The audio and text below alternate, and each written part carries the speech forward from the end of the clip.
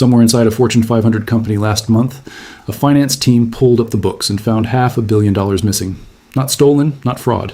Spent entirely on artificial intelligence in a single month, which happened to be roughly what that company had budgeted for the whole year. That story is real, and it is happening quietly across corporate America right now, and it is about to decide which stocks come out on top in the second half of this AI boom. If you are new around here, go ahead and hit that subscribe button on Tickerhawk, because today I am walking through 7 stocks built to profit from this exact turning point. The moment artificial intelligence stops being a science project and starts being a bill somebody actually has to pay. And drop a comment letting me know which of these 7 you already own, because I want to see how many of you are ahead of this trade. Now, if you have spent the last few years watching your retirement account bounce around every time an AI headline hits, you already know this sector has been anything but boring. The names that only build bigger models have started to wobble, some of them down 30 and 40% from their highs in just the past month. That is not a reason to run from artificial intelligence as an investment theme. It is a signal that the theme itself is maturing, and money is starting to rotate away from the builders and toward the companies that make all of this usable and affordable at scale. History tends to rhyme here. When railroads first spread across this country, the companies laying track were not always the ones who made the biggest fortunes. It was often the freight operators, the depot owners, and the businesses that figured out how to actually move goods efficiently once the track was already down. The same pattern showed up again when fiber optic cable blanketed the country in the early 2000s. The infrastructure got built, prices collapsed, and the real winners were the companies that figured out how to make that infrastructure cheap and reliable for everyday use. I believe we are standing at that exact same fork in the road with artificial intelligence right now.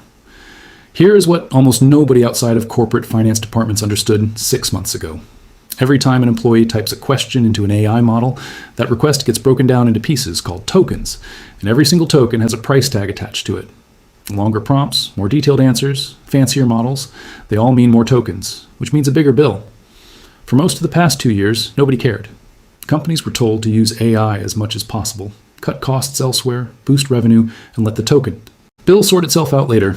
One well-known tech giant reportedly set up leaderboards ranking employees by how many tokens they burned through, complete with names and prizes for the biggest spenders.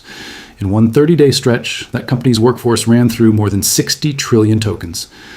Microsoft has reportedly pulled back after discovering some of its own engineers were racking up $2,000 a month each just prompting AI models. Uber apparently burned through its entire annual AI budget in the first 3 months of the year. This is not a small glitch. This is what happens when an entire industry sprints first and asks about the price tag later. Think of it like leaving a taxi meter running around the clock without ever checking the fare. For a while, nobody in the backseat cared because the trip felt exciting and the destination felt important enough to justify any cost. But eventually, somebody in the front office has to look at that meter, and when they do, the reaction is never calm. That reaction is happening right now inside boardrooms across the country. And it is exactly why we are seeing this shift from spend anything to prove it is worth it. And here is the pattern worth remembering if you have followed markets for any length of time. Every single technology boom eventually flips from growth at any cost to show me the return on my money. We are watching that flip happen right now in real time, and it is exactly why some of the biggest AI infrastructure names cooled off hard over the past month, while a completely different group of companies is quietly positioned to be the ones that fix this mess and get paid handsomely for it. Stick with me, because I am going to walk you through all 7, starting from the device in your pocket and working all the way back to the data center. Let's start at the edge, because the cheapest AI request is the one that never has to travel across the country to a data center in the first place. Every time your phone or your car sends a question to a server on the other side of the country, that trip adds cost, it adds delay, and it adds risk. That is fine if you are asking an AI model to draft an email. It is not fine if a car is trying to avoid a pedestrian in real time. So chipmakers spent years quietly preparing to move intelligence out of the cloud and directly onto the device, and 2 of them are sitting right at the center of that shift. Broadcom, ticker AVGO, is best known for building the networking backbone that keeps data centers talking to each other, and its custom AI chips are already showing up in eye-popping numbers, with AI semiconductor revenue surging well past 100% growth in its most recent quarter. But the story that should really grab your attention is a $30 billion chip agreement Broadcom just struck with Apple, a deal that pushes its custom silicon straight into devices sitting in hundreds of millions of pockets. Shares have already made a massive run over the past year, and this is not a cheap stock by any measure, but you are paying for a company sitting at the intersection of the 2 biggest trends in technology, custom AI chips, and the shift toward on-device intelligence. Wall Street has taken notice too, with several major banks reiterating buy ratings on the stock even after that run, arguing the AI chip backlog alone justifies a premium price tag for years to come. Right alongside it is Qualcomm, ticker QCOM.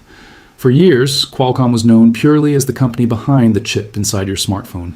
But its Snapdragon platform now blends processing power built specifically to run AI models directly on phones, laptops, cars, and factory equipment without ever touching a data center.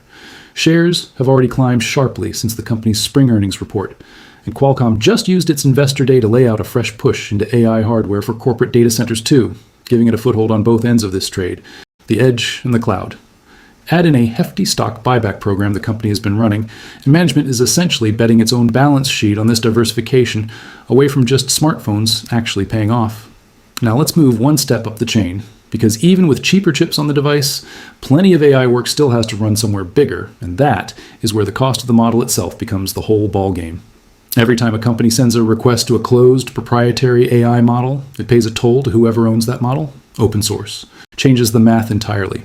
A company can download an open model, run it on its own servers, and pay only for its own hardware and electricity instead of a per-token bill to somebody else. That single shift can save a company millions of dollars a year, and it keeps sensitive data in-house instead of shipping it out to a third party. Alibaba, ticker BABA, has quietly become the surprise winner of that shift.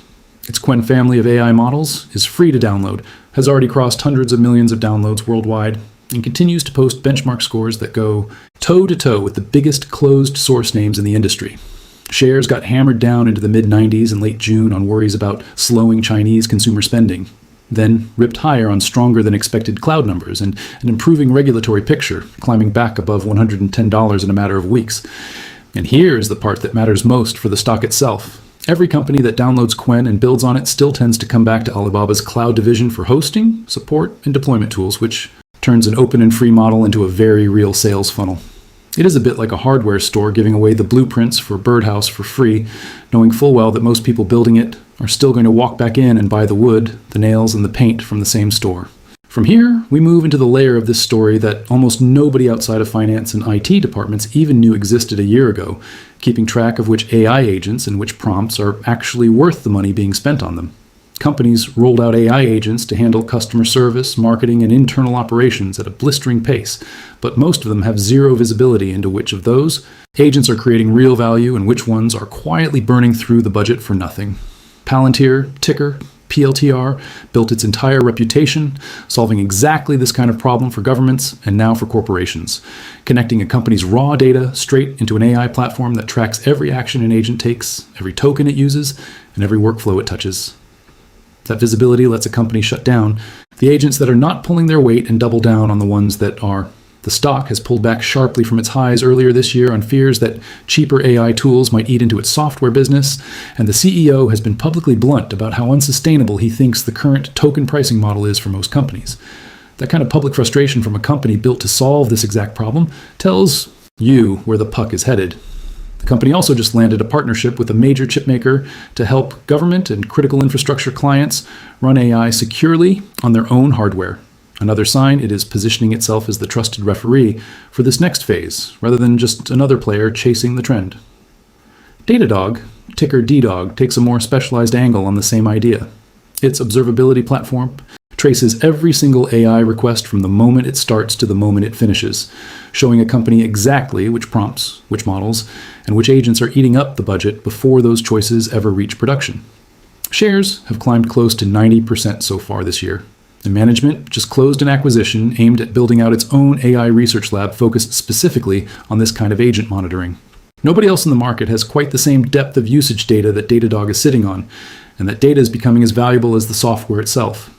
Customer growth has kept accelerating too, with the number of large accounts spending six figures a year climbing at a healthy double-digit clip, which tells you enterprises are not slowing down their adoption, even while they get pickier about how the money gets spent. Now here's where it gets interesting, because visibility alone does not fix anything. Somebody still has to decide which AI agent handles which job, the same way a manager would not ask one employee to process refunds, clean the break room, and run a marketing campaign all at once. That is orchestration, and it is a job built almost perfectly for ServiceNow, ticker Now. Its AI control tower breaks corporate workflows down into the most efficient agent for each specific task. tracks whether that agent is actually saving time and money, and prevents the kind of runaway spending we talked about earlier from ever happening in the first place. The stock has been beaten down badly this year on fears that cheaper AI tools will replace parts of its own software business, with shares briefly dipping under $100 last month before bouncing back. That kind of pessimism, sitting on top of a company that quite literally exists to manage this exact crisis, is worth paying attention to. The company has also been striking partnerships across the technology world to plug its orchestration tools directly into other companies' infrastructure monitoring systems, stitching itself deeper into the plumbing of corporate AI adoption with every passing month. If you think this kind of setup deserves a second look, tap that like button. It genuinely helps this channel reach more people dealing with the same questions you are, which brings us to the very top of the chain, the company deciding where every single one of these requests should even go in the first place. Think of it like a traffic controller sitting between a company's software and the AI models themselves, constantly asking whether a task actually needs an expensive top-tier model, or whether a cheaper option can handle it just fine, and whether somebody already asked this exact question recently, so the answer can just be reused instead of paid for twice. Cloudflare, TickerNet, has quietly built exactly that layer, sitting across a network that touches an enormous share of the entire internet's traffic. Its AI gateway routes requests automatically to whichever model makes the most financial sense, and that kind of intelligent routing saves pennies on any single request. But multiply that across billions of requests a day, and the savings become enormous for its customers. The company has been so confident about this shift that it recently restructured a fifth of its workforce specifically to lean harder into this AI-first strategy, and Wall Street has responded by pushing shares up sharply this year as more banks raise their price targets on the stock. Management has also been striking fresh partnerships aimed at helping publishers and content creators control how AI companies access their websites, opening up an entirely new monetization angle on top of the cost-saving story, essentially turning the company into a toll booth for the modern internet rather than just a security vendor. 7 stocks, 4 completely different jobs, all built around the same idea, that this next stretch of the AI boom belongs to whoever can make the technology actually affordable instead of whoever built the flashiest model. Before you go, there is one more name worth watching closely this week that has nothing to do with AI infrastructure at all. Netflix reports earnings this Thursday, and the stock has had a genuinely rough year, down roughly 40% from its highs as subscriber growth slows and content spending stays elevated. But look past the sentiment for a second. Revenue is still expected to grow better than 13% this quarter. The advertising business is scaling toward $3 billion a year.